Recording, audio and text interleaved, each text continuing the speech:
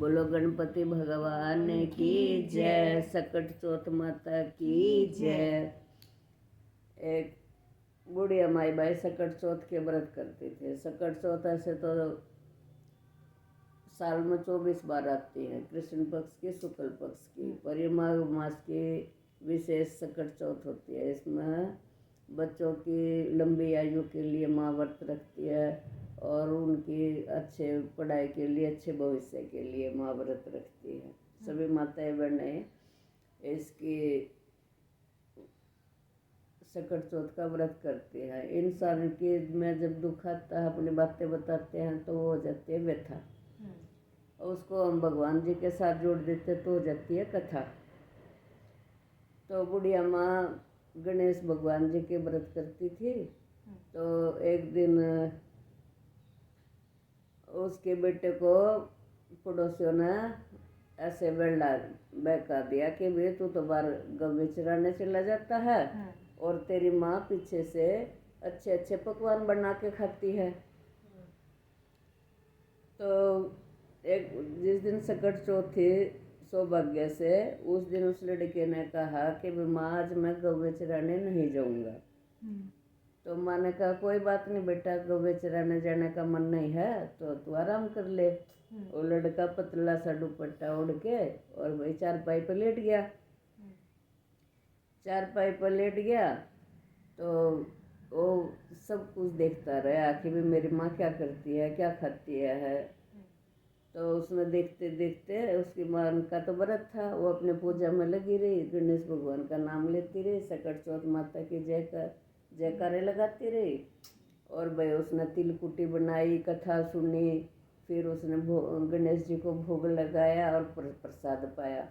अब बेटे को भी दिया। लड़का बोलता मैं नहीं खाता, क्योंकि मुझे तो तू सूखी रोटी बांध के दे देती है रोजाना, आज मैं घर हूँ तो तू मुझे लड्डू, तिल के लड्डू खिला रही, पूड़े बना के खिला रही, और मैं तो चला जाता हूँ गाय चराने और तू पीछे से ऐसे बना के खाती है।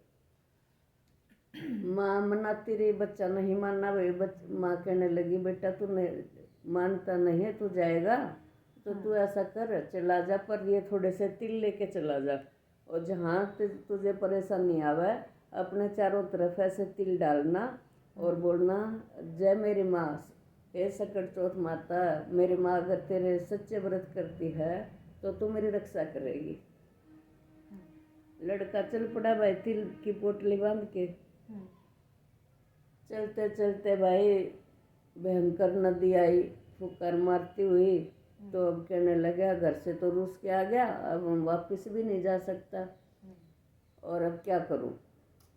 तो उसने तिल लिए और तिल लेकर अपने चारों तरफ ऐसे डाले और कहने लगा कि भाई अगर मेरी माँ सकट चौथ माता के सच्चे दिल से व्रत करती होगी तो ये नदी मुझे रास्ता देगी। तो भाई नदी ने रास्ता दे दिया और भाई वो लड़का नदी से पार चला गया। आगे चलते चलते भाई रात हो गई, भयंकर जंगल आ गया। जंगल में शेर दहाड़ रहे। बोला भी नदी से तो मैं बच के आ गया, अब शेर नहीं छोड़ेंगे मुझे। अब सामने से शेर आ रहा है, इधर बच्चा जा रहा, तो कहने लगा ये सकट चौथ माता, अगर मेरी माँ ने सच्चे दिल से तेरे व्रत किए हैं तो शेर भी मुझे रास्ता दे देगा। जैसे लड़का पास में गया, शेर को जमाई आ गई और भाई आंखें तो बंद हो गई, उसका मुंह खुला का खुला रह गया और शेर रास्ता छोड़ के चला गया। लड़के को बड़ा सुकून सा मिला। आगे गया, दिन निकला, राजा की नगरी में गया तो भाई एक बुढ़िया पूड़े बना रही, पूड़े बनाती जा रही, रोती जा रही। उसने देखा, बड़ा अचंभा, बुलाया तो पूड़े ना बनावे और बना रही है तो रोवे ना।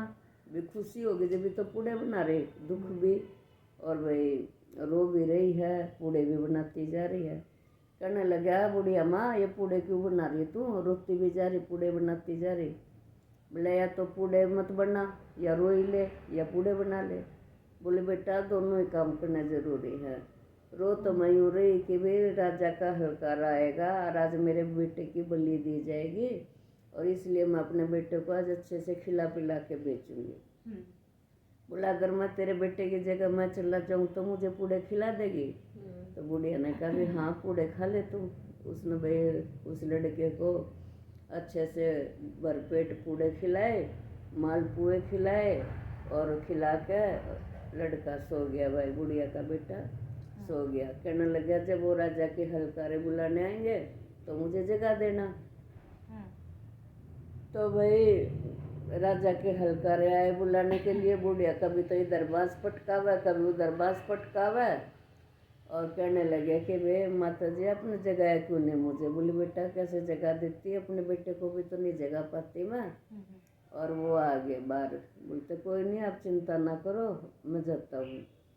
तो वो लड़का चला गया। भाई जैसे वो लड़का गया, विधि विधान से पूजा करके आवे के नीचे पहले लड़के को बिठाया, फिर एक एक मटका चारों तरफ लगाते गए और भाई आवे में आग लगा दी। और लड़का तो अपने चारों तरफ ऐसे तिल के वो लिए और अपने चारों तरफ घुमाया और सकट चौथ माता को याद करके बैठ गया। अगे सकट चौथ माता, मेरी माँ तेरे सच्चे दिल से व्रत करती होगी तो तू आज भी मेरी रक्षा करेगी। देखो कथा को श्रद्धा भाव से सुनो, तुम्हारा रोम रोम पुलकित हो जाएगा। तो समझो तुमने कथा सुन ली, व्रत तुम्हारा सफल हो जाएगा। मतलब ऐसे कथा में रम जाओ कि भी जैसे हमारी आंखों के सामने हो रहा सब कुछ। तो भाई और बुढ़िया का बेटा चारों तरफ तिल की कार दे के बैठ जाता है।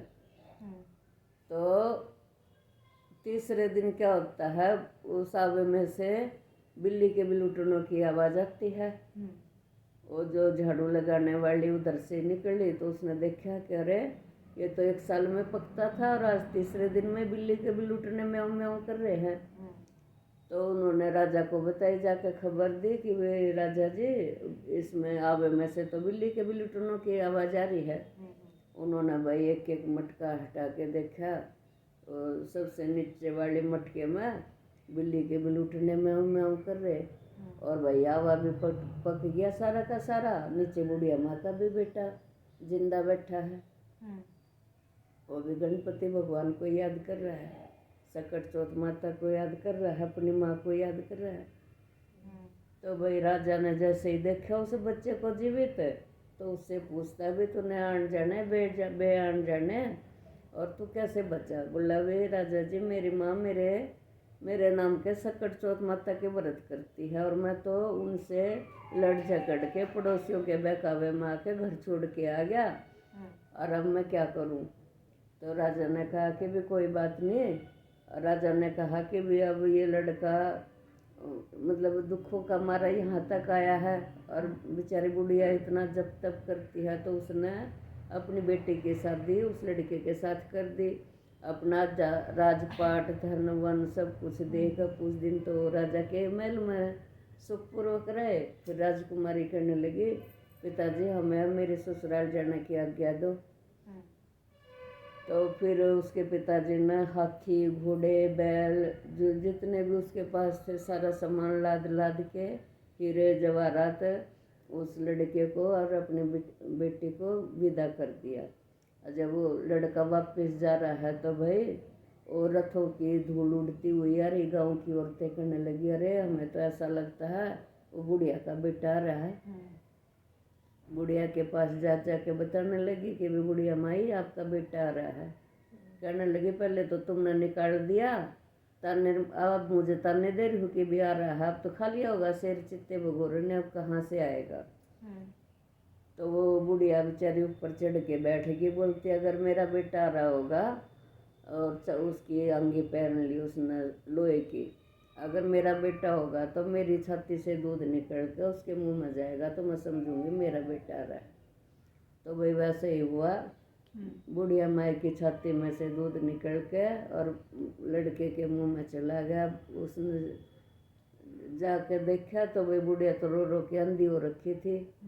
फिर उसने कहा सकट चौथ माता से कि वे सकट चौथ माता मेरे से भूल होगी और मेरी माँ की आँखें वापस कर दो। सकट चौथ माता ने वो बुढ़िया को भी उसकी आँखें वापस लौटा दी, बहू बेटा दे दिए। जैसे सकट चौथ माता बुढ़िया के यहाँ प्रकट हुई, ऐसे हम सब के यहाँ उकारे बरते के यहाँ कहने सुनने वाले के यहाँ सबके यहाँ प्रकट हो। बोलो सकट चौथ माता की जय।